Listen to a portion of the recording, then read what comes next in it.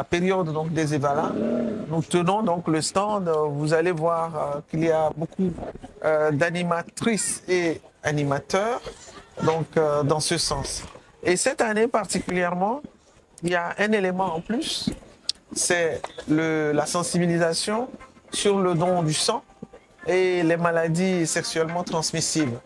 Donc voilà, et pour cela, nous avons même en partenariat l'hôtel Sarakawa, puisque l'hôtel Sarakawa, le Centre national de transfusion sanguine et la Chambre de commerce ont signé une convention dans le cadre justement de la sensibilisation sur la nécessité et l'importance de donner le sang. Donc il y a le CNTS, il y a l'hôtel Sarakawa, vous devez le voir sur les t-shirts, sur les casquettes, et la Chambre de commerce. Donc tous ensemble pour lever donc, ce défi sur le manque de sang voilà, donc dans le pays.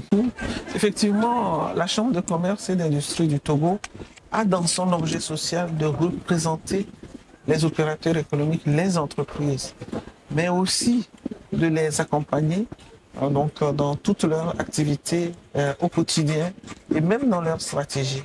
Donc la Chambre de commerce et d'industrie du Togo a coordonné tout cela à l'intérieur de son organigramme. Son organisation, à l'intérieur, on reconnaît une direction qui est en charge des entreprises, donc accompagner les entreprises. On a une direction qui est censée sur l'intelligence économique. On a une direction qui s'occupe de l'événementiel. Il est là d'ailleurs, M. Falcho.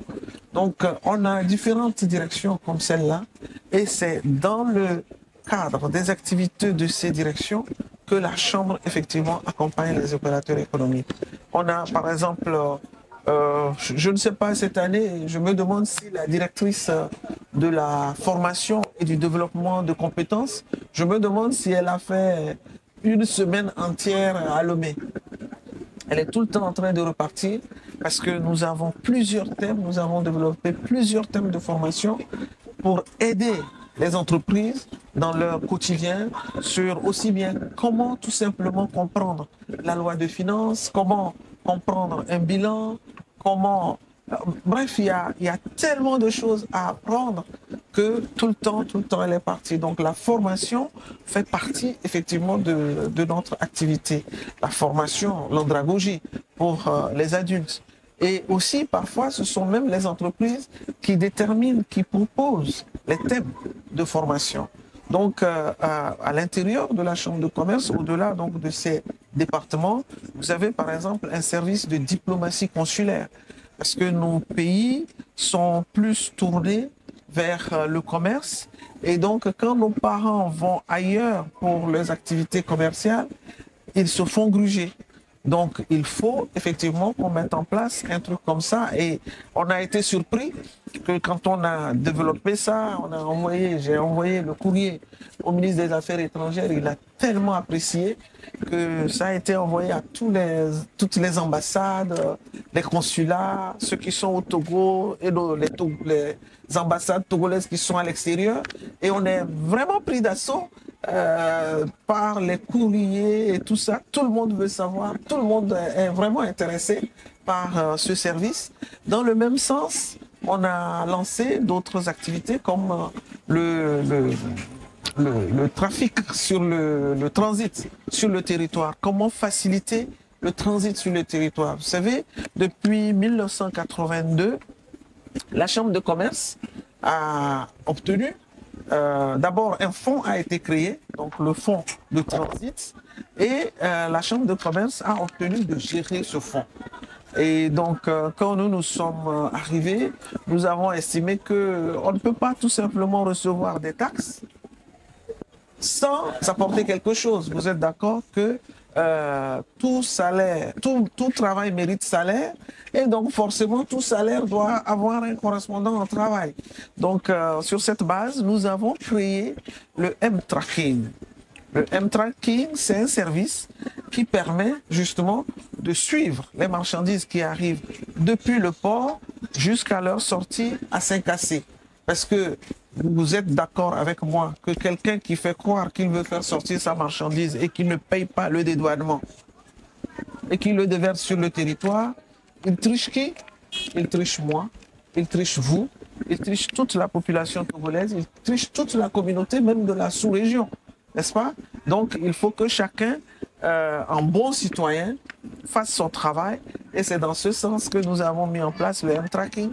Et nous avons été plutôt surpris agréablement parce que tous les transporteurs, tous les grands commerçants sont tellement contents parce que aujourd'hui, avec le système RFID, radio identifiant, ça permet à chaque camion qui passe, on sait à quelle heure il quitte le port, à quelle heure ce camion doit arriver à Atapamé, à Tchévier, etc.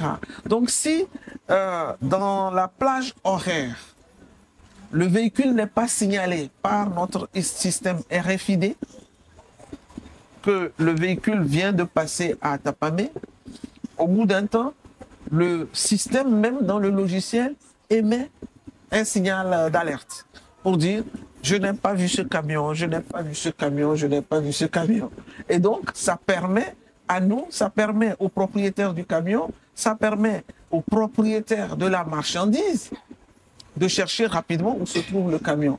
Donc, nous avons été surpris finalement que vraiment les gens attendaient un service comme ça et ils sont vraiment contents. Donc, dans le même sens, nous avons aussi lancé d'autres projets comme URI. URI, c'est une unité d'implémentation des résultats des travaux de recherche et d'innovation. Tout simplement parce qu'on s'est dit que aujourd'hui, les pays développés, pour qu'ils se développent, c'est qu'ils produisent. Parce que si on reste tout le temps dans le commerce, on achète, on vend, la valeur ajoutée est très faible.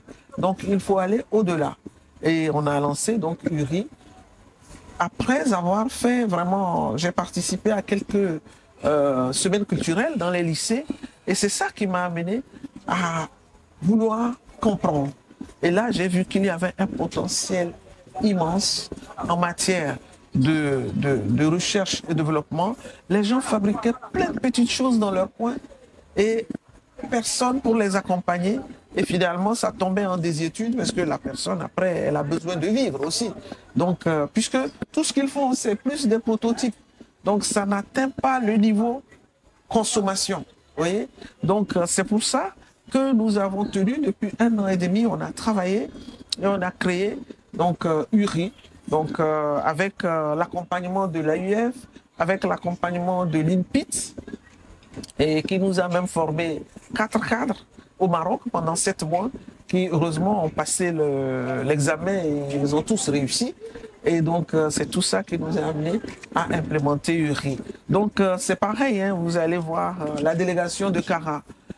On a renforcé la délégation avec 4 personnes depuis notre arrivée. Parce que nous avons estimé que le CGA, vous savez, le centre de gestion agréé, qui a été créé depuis des années et qui reste vraiment avec toujours à l'essai, nous avons estimé que ce n'est pas normal, qu'il faut aller plus loin, il faut être plus dynamique sur le terrain, il faut vraiment mordre le terrain. Et c'est comme ça que nous avons renforcé les équipes, formé les équipes. Et effectivement, on voit déjà la différence par rapport au nombre d'entreprises désormais qui adhèrent au CGA. D'ailleurs, dans ce sens, toujours, vous voyez, c'est toujours les services de la Chambre. Hein. Donc la Chambre de commerce a contractualisé ou signé une convention avec l'Ordre des experts comptables pour accompagner les entreprises. Parce que vous savez, le chef d'entreprise, à un moment donné, on crée l'entreprise. On se dit, ça va aller. Et finalement, on bute. On bute à plein de difficultés. Mais comme nul détient la science infuse, donc vous allez voir que parfois, il suffit de rien pour débloquer la chose. Et vous savez, les experts comptables, entre guillemets, c'est le docteur de l'entreprise.